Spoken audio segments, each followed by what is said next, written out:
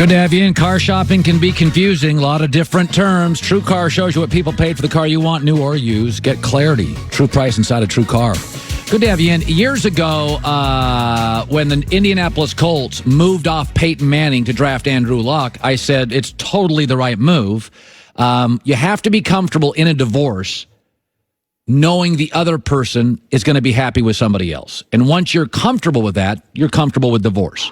I said at the time, Peyton Manning's going to win a bunch of games for like 3 years, but Andrew Luck's going to win games for 15. I would trade Peyton Manning. For the record, years ago, 2 years ago, Tom Brady, Jimmy Garoppolo. There were stories coming out about Belichick wanting to move off him. I said, yes, I totally get it. Brady may win you another Super Bowl, but Garoppolo gives you a chance under Belichick to win 5. I've never fallen in love with players. I read the business section before the sports section. I have my whole life. I like them. I don't love them. And that's the responsibility of a general manager. Fans, your job is to love them. You name your pets after them. You wear their names on the back. You have jerseys. They're on your fantasy league. Fans, drink beer, get crazy, be great consumers. Your job is to fall in love. Sometimes coaches fall in love. But a general manager's job is to fall in like. Okay? These are stocks. These are chess pieces. You got to keep your owner happy over your shoulder, remain viable long term. I was for moving off Peyton Manning, though I knew he would win. I was for moving off Brady, though I knew he would win. And yesterday at the end of the show, I said this. My staff freaked out. It was nonchalant. It wasn't anything other than just a comment. Here it is. There's not many players who I would pick over Zion in the NBA right now. I know I'm getting a 15-year body. I'd trade LeBron for him. Yeah, if I could. Yeah, you did sneak that in at the very, very end of the show yesterday. And that's okay. Let me give you an example. I run the Lakers. I'm the general manager. I'm not a fan, not a concessionaire.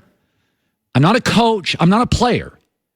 I'm in the front office. That's the people who create trades, right? They have to give it the okay. I'm going to show you a stock. So here is a stock starting in 2003. A little bumpy. Ooh, boy, you get about 9 years of rising stock. Then it's plateaued for a couple years. Oh, it appears to be going down. Okay, well, I am a stockbroker. That appears to be a declining asset. Let's go to stock B. Stock B, oh, it's much younger. Oh, my, that's quite a trajectory.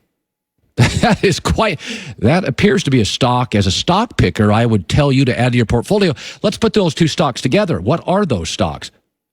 Oh, they're LeBron Zion stocks. Now, LeBron's better than Zion, but in the history of business, when has trading a declining asset for a rising asset not been the only choice a grown-up would make? This is not a difficult task. LeBron is a declining asset, an expensive asset. He is a massive brand. The only reason you wouldn't make this move is fear. New York Giants and Eli. Colts and Peyton Manning. By the way, Belichick was moving off Brady. Robert Kraft stepped in. Belichick does not run on fear. Jim Irsay does not run on fear. The New York Giants increasingly do, and I believe so do the Lakers. I'm not saying this is going to happen, but Johnny Dawkins just played against Zion, and he said something which is really important, and it's not just that he's great, but that he's better in person. Here it is. Johnny Tape Dawkins. doesn't do him justice. He was better than advertised. Things he did in that game as a freshman, to do the things he did on that stage, you automatically know he has special written all over him. At our level, on the next level, it's not going to matter. That young man is going to be great. I think he's going to end up being a Hall of Famer when it's all said and done. That's what everybody I talk to in the league thinks. Again, Giants, fear, a mess. Colts, no fear, Andrew Luck playoffs. In Kansas City, Patrick Mahomes, 10 years, you don't move him. But year 11, year 12, he'll become a declining asset after a few hits because they pay Patrick a lot and they can't have great offensive lines, and he's going to get beat up. And in 11 years, you'll have to make that decision. Fear, you become the New York Giants. No fear, you become the Colts. No real rebuild. By the way, the Green Bay Packers moved off Favre, Aaron Rodgers. Fear-based, you're done.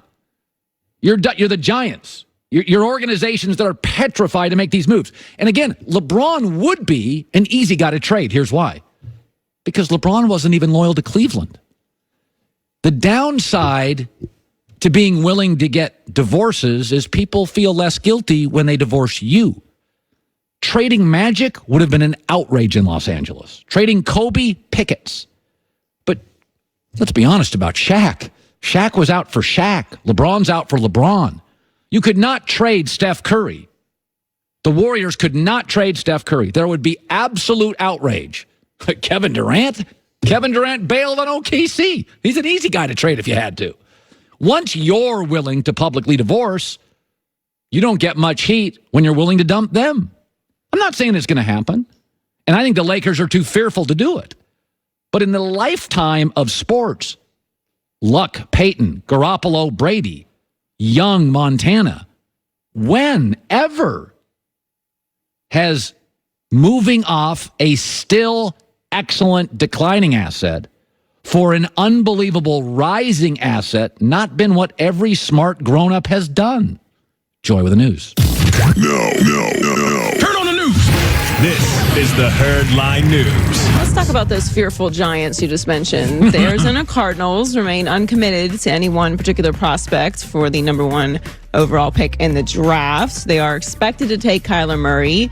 That would, of course, make Josh Rosen expendable. And according to SNY, the Giants are interested.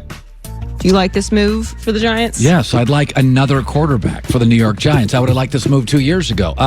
So who leaks the story? Generally, when a story comes out, who leaks it, who benefits? My guess is the New York Giants are leaking it because the New York Giants front office is getting a ton of heat on Eli. Right. They want to soothe the heat, and they also want to get their fan base ready for a big trade. Arizona's got no value leak in this story. The only winner here is the Giants, which are getting a ton of heat over the last 4 days. And they're like, okay, they traded Odell. They're getting crushed. The New York media is destroying them. This is like, oh, okay, so you do have a plan. You're moving forward. So if I was the New York Giants, I would absolutely make this move. For the record, if I was New England, I would make this move. I'm not sure if he fits in Pittsburgh, but there's a handful of organizations. Does anyone fit behind Ben Roethlisberger in Pittsburgh? We saw how that went. Chargers, I would do this move. Yeah, I think there's about 5 teams. Josh Rosen is really talented. Now, is he according to all the people that I believe in the NFL, that I lunch with, that I talk to, that I text with, he tests higher than Dwayne Haskins at Ohio State. Kyler Murray depends on, as a coaching staff, what you like. There are people that like Kyler more because he can move around. I get that. He's more spectacular on film. But if you're talking Haskins at Ohio State or Josh Rosen, most people feel they're very similar talents. And if you can only give up a second-round pick for him, Joy, that's not a lot. You can get a second-round pick for Josh Rosen, who went in the top 10 of that's last all I year's have to draft. give up? I feel like that's a pretty good That's a pretty good deal. Good deal. And as we've talked about, Joy, Arizona paid him all the money. For 3 years,